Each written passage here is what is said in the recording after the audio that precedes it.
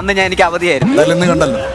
ശരി, അപ്പം എല്ലാ ഗേൾസും ഫ്രം ദ വെരി ബിഗിനിങ് പറയാണ് തൊട്ടടുത്തൊന്ന് എല്ലാവർക്കും ഒന്ന് നിൽക്കണം, ഒരു ഹാൻഡ് ഷേക്ക് ഒക്കെ കൊടുക്കണം എന്നുള്ളത്. ഇനി ഒന്ന് ലക്ഷ്മി നമ്മ പോവാ, ഞങ്ങളിപ്പോ മാറാം. പക്ഷേ ലക്ഷ്മി മുകുന്ദനെ ഇവിടെ ഇറക്കിയെങ്കിൽ അടുത്ത ഷെഡ്യൂൾ ഷക്കീലാനെ ഞങ്ങൾ ഇറക്കി.